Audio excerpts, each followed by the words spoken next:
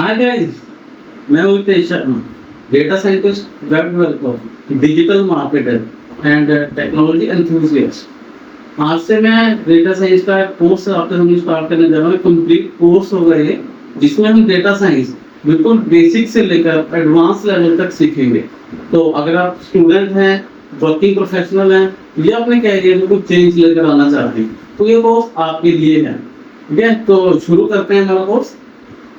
Okay, सबसे पहले तो हमें यही समझना होगा कि डेटा साइंस है क्या। अगर हम साफ शब्द में आसान भाषा में समझना चाहें तो डेटा से यूजफुल इनसाइट्स निकाल कर उससे कोई प्रॉपर रिजल्ट्स लेने या फिर कोई प्रेडिक्शंस करनी, तो उसको हम डेटा साइंस बोलते हैं। ठीक है, डेटा साइंस का यूज कहाँ पर होता है? अपने कस्टमर को समझना, उसकी हैबिट्स को अंडरस्टैंड करना, वो क्या खरीदेगा, ये किस तरह से खरीदेगा, किस रेंज में खरीदेगा, उस चीज उनको रखी चीजों को समझने के लिए हम डेटा का यूज करते हैं। और डेटा का यूज एआई मॉडल्स को बनाने के लिए भी होता है। ठीक है, तो इससे हम बेटर डिसीजंस, ऑटोमेशन और इनोवेशन में भी हम यूज करते हैं कि पुराने डेटा को अंडरस्टैंड करके नई खोज कैसे की जाए। ठीक है, तो इससे हमारा टाइम और कॉस्ट की बहुत सेविंग होती है। रिस्क मैनेजमेंट बचता है कि हमें कोई भी डिसीजन लेना है कि वो हम अंधेरे में तीर नहीं चला रहे हैं। उसके लिए हमारे पास प्रॉपर फैक्ट्स हैं, हमारे पास डेटा है जिसका यूज करके हम एक प्रॉपर डिसीजन मेकिंग कर पाते हैं। ठीक है, और इससे हमें कम्पिटिटिव एडवांटेज भी मिलता है कि मार्केट को हम इजीली अच्छे से अंडरस्टैंड करके अपने कंपटीटर्स से आगे बढ़ सकते हैं। लाइक एक कंपनी है, उसके पास अगर अच्छा खासा डेटा है, पुराना डेटा है, तो उस डेटा का यूज करके फ्यूचर में वो अच्छे डिसीजंस लेके मार्केट में अच्छा कंपटीशन क्रिएट कर सकते हैं। डेटा साइंस में अगर हम कैरियर की बात करें तो इसमें कैरियर बहुत अच्छे हैं। आप डेटा साइंटिस्ट बन सकते हैं, डेटा एनालिस्ट बन सकते हैं, machine learning engineer, artificial intelligence engineer, AI ML specialist, research scientist, और भी बहुत सारी फील्ड्स हैं जिनमें आप एंटर कर सकते हैं। और ये फील्ड्स बहुत रेप्यूटेड हैं, हाई डिमांड में है मार्केट में। ठीक है, और काफी इम्पैक्ट है इनका मार्केट में, तो इजीली इसमें आप एक अच्छी अर्निंग और एक अच्छा कैरियर सेटअप कर सकते हैं। ठीक है, तो डेटा साइंस ऐसा नहीं है कि सिर्फ एक ऐसी फील्ड है जिसमें आप ओनली डेटा साइंटिस्ट ही बन के रह जाते हैं। लाइक अगर आप इसमें पूरी तो वेब डेवलपमेंट, तो आप इसमें लाइव डैशबोर्ड्स बना सकते हैं जो कि रियल टाइम में जो डेटा के एनालिसिस हैं उनको ग्राफ के फॉर्म में आप अपने क्लाइंट्स को शो कर सकते हैं, कंपनीज को दिखाने के लिए। ठीक है, उससे लाइव डिसीजंस लेने, रियल टाइम में एंट्रीज करके उनका प्रेडिक्शंस करने के लिए आप लाइव डैशबोर्ड्स बना सकते हैं। ठीक है, एआई/एमएल के लिए, मॉडल्स के लिए डेटा को नॉर्मलाइज करना, उसको क्लीन करना, उसको प्रॉपर तरीके से वर्किंग में लेकर आना। ठीक है, बिग डेटा को मैनेज करना, उसको सही तरीके से प्रॉपर पाइपलाइंस के थ्रू डेटा कलेक्ट करके उसको सही फॉर्म में रखना। ठीक है, और साइबर सिक्योरिटी, एथिकल हैकिंग में तो डेटा का बहुत अच्छा यूज होता है। जो पुराने रिस्क यानी कि पुराने अटैक्स या पुराने जो भी वेक्टर्स रहे होते हैं उनको देखकर हम न्यू सिक्योरिटी मेजर्स क्रिएट कर सकते हैं। तो साइबर सिक्योरिटी, एथिकल हैकिंग में भी डेटा बहुत यूज होता है और मल्टीपल फील्ड्स में यूज होता है, like finance sector, medical sector, education sector. ठीक है, मैन्युफैक्चरिंग हो गया, बहुत जगहों पर यूज होता है। फाइनेंस में फ्रॉड डिटेक्शन होगी, हेल्थ केयर में मेडिसिनल डिस्कवरीज होगी, और पेशेंट की रिपोर्ट्स को अंडरस्टैंड करके सही तरीके से डायग्नोसिस देना, मेडिसिन डिस्क्रिप्शन में डेटा साइंस का बहुत ज़्यादा अच्छा यूज हो रहा है। एजुकेशन की फील्ड में न्यू रिसर्चेस करना, थीसिस लिखने में, या फिर चीज़ों को इजीली अंडरस्टैंड करने के लिए बहुत अच्छा यूज हो रहा है। मैन्युफैक्चरिंग फील्ड में मैन्युफैक्चरिंग डिफेक्ट्स को पहले ही फाइंड आउट कर लेना, पुराने डेटा के बेसिस पे नई मैन्युफैक्चरिंग में कैसे परफेक्शन लेके आए जा सके, and many more uses of data science we are. ठीक है, डेटा साइंस में बहुत ज्यादा और यूजेस होते हैं। पर डेटा साइंस को अगर आपने अंडरस्टैंड करना है, डेटा साइंस अगर आपको यूज करनी है, then we should have knowledge of programming language. क्योंकि अगर आपको डेटा साइंस चाहिए, अगर आपको कंप्यूटर पे डेटा साइंस पे काम करना है, तो आपको प्रोग्रामिंग लैंग्वेज कोई ना कोई यूज करनी ही पड़ेगी। अब प्रोग्रामिंग लैंग्वेज क्या है? प्रोग्रामिंग लैंग्वेज अगर सिंपल शब्दों में कहें, कंप्यूटर के साथ कम्युनिकेट करने का एक तरीका होता है। ठीक है, कि हम कंप्यूटर के साथ अगर बात करेंगे तो हम कैसे बात करेंगे, कैसे कम्युनिकेट करेंगे, कैसे उसको इंस्ट्रक्शंस देंगे, that is called programming language. अब प्रोग्रामिंग लैंग्वेज के 5 कैरेक्टरिस्टिक्स होते हैं: syntax, semantics, readability, executability and portability. अगर हम सिंटैक्स की बात करें, syntax is kind of rules of writing a program. ठीक है, प्रोग्राम को राइट करने के रूल्स होते हैं। जैसे इंग्लिश में verb, proverb, adverb kind of things होती हैं, ऐसे ही किसी भी प्रोग्रामिंग लैंग्वेज को लिखने के अपने खुद के कुछ तरीके होते हैं, तो उसको हम सिंटैक्स बोलते हैं। सिमेंटिक्स, लिखा हुआ प्रोग्राम क्या काम करेगा, ठीक है, मतलब उस कोड के पीछे का मतलब क्या है, वो कोड लिखा क्या है तो उससे क्या काम होगा, that is called semantics. Readability, मैंने कोड लिख दिया है, वो कोड सिस्टम तो अंडरस्टैंड कर लेगा, क्या वो अदर प्रोग्रामर अंडरस्टैंड कर सकते हैं, तो that is called readability. Code ऐसे लिखा जाए कि उसको हर एक कोई इजीली रीड कर सके। ठीक है, देन एग्जीक्यूटेबिलिटी, कि हमारा कोड बन गया है, वो एग्जीक्यूट हो सकता है, उससे कोई वर्किंग होगी, उससे कोई काम निकलेगा। देन पोर्टेबिलिटी, क्या वो कोड अलग अलग मल्टीपल मशीन्स पे काम कर सकता है या अलग अलग प्लेटफॉर्म्स पे काम कर सकता है, ये डिपेंड करता है हमारे प्रोग्राम पे और प्रोग्राम को लिखने वाले पे। ठीक है, अब अगर हम प्रोग्रामिंग लैंग्वेज की बात करें तो ये तीन तरीके की आती हैं, low level programming language, high level programming language and scripting language. Low level programming language बिल्कुल मशीन लेवल की प्रोग्रामिंग लैंग्वेज होती है, जिसमें जीरो और वंस का ज्यादा यूज होता है। ये इतनी इजी नहीं होती है अंडरस्टैंड करने के लिए, बट ये बिल्कुल बेस है, यहाँ इससे प्रोग्रामिंग लैंग्वेज की शुरुआत हुई है। ठीक है, then high level programming languages. ठीक है, हाई लेवल प्रोग्रामिंग लैंग्वेजेस में बेसिकली क्या होता है, ये इजी टू अंडरस्टैंड होती है। इसमें like for, while, is kind of ऐसे वर्ड्स का यूज होता है जो कि हम इजीली समझ आ जाते हैं। तो जैसे लो लेवल प्रोग्रामिंग लैंग्वेजेस होती है उसमें असेंबली लैंग्वेज होती है, मशीन लैंग्वेज होती है, वो आती है। ऐसे ही हाई लेवल प्रोग्रामिंग लैंग्वेज में हमारी Python, Java, C plus plus से JavaScript kind of languages use होती है। And then there are scripting languages. Scripting languages जो होती है वो डायनामिक टास्क के लिए यूज होते हैं, जिनमें थोड़ी ऑटोमेशन आ जाती है या डेटा साइंस के हम काम बोले वो यूज होते हैं, उनमें यूज होती है। Scripting language high level programming language का ही काइंड ऑफ पार्ट है। ठीक है, इसमें कौन से आते हैं, पाइथन होगी, जावास्क्रिप्ट होगी, पीएचपी या फिर बैश हो गया, ऐसी प्रोग्रामिंग लैंग्वेजेस होती है। ठीक है, प्रोग्रामिंग लैंग्वेज काम करती कैसे है, हमने एक कोड लिखा, सबसे पहले हमने कोड लिखा, फिर उसको ट्रांसलेट किया जाता है मशीन लैंग्वेज में। ठीक है, अब इसको ट्रांसलेट करने के दो तरीके होते हैं, इंटरप्रेट करना या कंपाइल करना। वो मैं अभी आपको बताऊंगा क्या होता है। जब ये इंटरप्रेट या कंपाइल हो जाती है तो मशीन लैंग्वेज में कन्वर्ट हो जाती है। तो जैसे ही मशीन लैंग्वेज में कन्वर्ट हुई, मशीन इसको अंडरस्टैंड करता है, एग्जीक्यूट करता है और हमारे सामने आउटपुट के फॉर्म में रिजल्ट दे देता है। That is called the working of programming language. ठीक है, प्रोग्रामिंग लैंग्वेज के एग्जांपल्स आपको पता ही हैं, Python, Java, C plus plus, Ruby, Go, kind of बहुत सारी प्रोग्रामिंग लैंग्वेजेस हैं जिनमें मार्केटिंग में काम करते हैं। बट डेटा साइंस के लिए हम कौन सी प्रोग्रामिंग लैंग्वेज यूज करेंगे, पाइथन।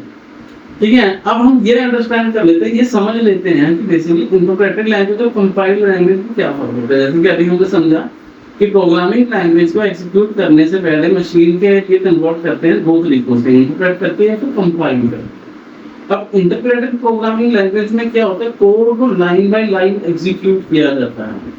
ठीक है, इसमें कोई सेपरेट एग्जीक्यूटेबल फाइल नहीं बनती, इसमें एक प्रोग्राम होता है जिसको हम इंटरप्रेटर कहते हैं, उसमें कोड को रन किया जाता है। और कोड को रन होते ही वो क्या करता है, लाइन बाय लाइन कोड को समझता है, पहले वो सबसे पहले लाइन को समझेगा, उसको कन्वर्ट करेगा, रन करेगा। ठीक है, ऐसे सोर्स कोड इंटरप्रेटर के थ्रू कोड को रन करता है। तो इसमें क्या होता है, code line by line run करता है। ठीक है, कोई सेपरेट फाइल नहीं बनती, बेसिक फाइल से ही कोड डायरेक्ट रन होता है। ठीक है, और अगर मान लो आपको कोड 70 लाइंस का है, 70 लाइंस का है और आपके पास एरर 30th लाइन में जाके आता है, तो 30th लाइन पे ही कोड जाके रुक जाएगा। 29 लाइंस एग्जीक्यूट हो जाएंगी और 30th लाइन पे जाके कोड हमारा रुक जाएगा, वहीं पर हमें एरर दिखाया जाएगा। तो इससे क्या होता है, एरर फाइंडिंग इजी हो जाती है, हम पिन पॉइंट करके देख सकते हैं कि एरर कहाँ पर आ रहा है। ठीक है, और ये मोर प्लेटफॉर्म इंडिपेंडेंट होती है, विंडोज, लिनक्स, मैक, किसी भी ऑपरेटिंग सिस्टम पे इजीली काम कर जाती है। तो इसलिए ये वाली प्रोग्रामिंग लैंग्वेजेस होती हैं जिनको हम इजी टू यूज बोल देते हैं, बट कंपैरेटिवली कंपाइल के कंपैरिजन करें तो ये थोड़ी सी कंपैरेटिवली स्लो होती है। बट यू कैन नॉट मतलब फाइंड आउट कि ये कितनी स्लो है, क्योंकि इनको फ्रैक्शन ऑफ सेकंड्स में काम करते हैं इसको। और अगर हम कंपाइल्ड प्रोग्रामिंग लैंग्वेज की बात करें तो ये इसमें क्या होता है, आपका कोड लिखने के बाद पूरा कोड कंपाइल होता है एक बार, तो इसमें एक एग्जीक्यूटेबल फाइल बनती है। ठीक है, एरर्स जो है वो कंपाइलिंग के टाइम पे ही नजर आ जाते हैं, कोड को एग्जीक्यूट करे बिना ही। तो इसमें क्या होता है कि आपके एग्जीक्यूशन से पहले एरर आ जाता है, लेकिन इसमें एरर को पिन पॉइंट करना थोड़ा सा मुश्किल होता है। तो इसमें अगर आपको अपनी कोड सही नहीं लिखा है तो आपके लिए ट्रबल शूटिंग थोड़ी टफ हो जाएगी as compare to interpreter. Interpreter programming language में एरर फाइंडिंग इजी रहती है, ठीक है, relatively it is hard to work out, ठीक है। ये थोड़ी प्लेटफॉर्म इंडिपेंडेंस नहीं होती है, ठीक है, एग्जीक्यूटेबल स्पेसिफिक होती है कि इस कोड को हम कहाँ पर एग्जीक्यूट कर सकते हैं, ये उसकी स्पेसिफिक होती है थोड़ी सी, ठीक है। हाँ, और देखें ये इंटरप्रेटर के मुकाबले फास्ट होती है क्योंकि इसमें सारा कोड पहले ही मशीन लैंग्वेज में बन चुका है। अगर कोड सारा सही है ये तभी उसका एग्जीक्यूटेबल फाइल में आएगा, सीधा आपने रन करा, डायरेक्ट पूरा कोड रन हो जाएगा, बहुत ज्यादा स्पीड का रन होता है। तो इंटरप्रेटर क्योंकि एक एक लाइन को कर रहा है, इंटरप्रेट कर रहा है, उसको कंपाइल कर रहा है, उसको मशीन लैंग्वेज कन्वर्ट कर रहा है, रन कर रहा है, फिर अगली लाइन पे जाता है, तो इसलिए कंपैरेटिव तो थोड़ा स्लो होता है, बट कंपेयर प्रोग्रामिंग लैंग्वेज जो होती है इंटरप्रेटर के मुकाबले थोड़ी सी फास्ट होती है, ठीक है। अब जैसे कि हम बात कर रहे थे, ये हमने डेटा साइंस जो है पाइथन में यूज करनी है, पाइथन यूज करना है डेटा साइंस के लिए, ठीक है। तो पाइथन जो है एक इंटरप्रेटेड पावर हाउस है, पाइथन में बहुत सारे काम हो जाते हैं, ठीक है। सबसे पहले बात है this is interpreted programming language. Dynamic typing होती है, हाई लेवल प्रोग्रामिंग लैंग्वेज है, डायनेमिक बाइंडिंग होती है, ठीक है। तो ये बहुत ज्यादा बेनिफिशियल प्रोग्रामिंग लैंग्वेज है। इसमें अब इंटरप्रेटर का मतलब तो आप समझ ही चुके हैं। अब डायनेमिक टाइपिंग का मतलब क्या होता है, किसी भी प्रोग्रामिंग लैंग्वेज में जब भी आपको कोड लिखना होता है तो आप उसमें कोई भी अगर चीज लिखना, कोई वेरिएबल बनाते हैं, ठीक है। जब हम प्रोग्रामिंग लैंग्वेज प्रैक्टिकल्स में जाएंगे, अगर किसी को ये चीज नहीं समझ आ रही तो वहां जाके समझ पाएंगे, ठीक है। और अगर आपने पहले को प्रोग्रामिंग लैंग्वेज की है देन आपको इजीली समझ आ जाएगा। जब भी हम एक वेरिएबल बनाते हैं तब हम उस वेरिएबल को एक मीनिंग देते हैं कि ये इंटीजर है या फिर ये स्ट्रिंग है या फिर इसका डेटा टाइप क्या है।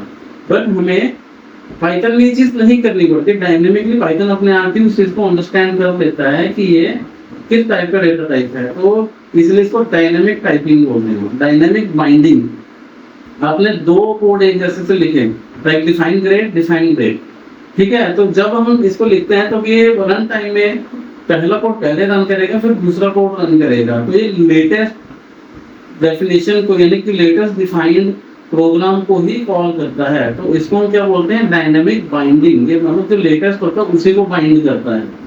High level programming language means आपको मैंने स्टार्टिंग में बताया ही है कि जिसको ह्यूमंस इजीली अंडरस्टैंड कर सकते हैं, that is called high level programming languages, ठीक है। जिसको इजीली हम अंडरस्टैंड, जिसमें is, while, for kind of this words का यूज होता है। पाइथन काम कैसे करता है, पाइथन एक इंटरप्रेटेड प्रोग्रामिंग लैंग्वेज है, तो ये लाइन बाय लाइन कोड को एग्जीक्यूट करके वर्किंग में आता है, ठीक है। पाइथन डेटा साइंस के लिए बेस्ट क्यों है, क्योंकि सबसे पहली बात इसमें पावरफुल लाइब्रेरीज हैं, बहुत सारी लाइब्रेरीज हैं इसमें, ठीक है। जैसे पांडास हो गया या फिर नमपाई हो गया, पांडास हो गया, मैटप्लोट्लिब, सीपॉल, ठीक है, और साइकिट लर्न हो गया। ऐसे बहुत सारी प्रोग्रामिंग इसमें जो लाइब्रेरीज हैं होती हैं, जिनके जैसे कि हम डेटा साइंस में बहुत अच्छे से वर्किंग लेते हैं, ठीक है। अगर आप डेटा साइंस के बाद आर्टिफिशियल इंटेलिजेंस या डीप लर्निंग की बात करें तो इसमें पाइटॉर्च या टेंसरफ्लो जैसी पावरफुल लाइब्रेरीज भी होती हैं, जिनकी हेल्प से हम आर्टिफिशियल इंटेलिजेंस पे टूल्स बना सकते हैं और डीप लर्निंग की तरफ हम जा सकते हैं। की बेनिफिट्स क्या है पाइथन के, ठीक है। सबसे पहली बात फास्ट कोडिंग होती है, कॉम्प्लेक्सिटी कम होती है, फ्लेक्सिबल है, ठीक है, हाई प्रोडक्टिविटी है, इसमें अच्छा प्रोडक्टिविटी आप कर सकते हैं।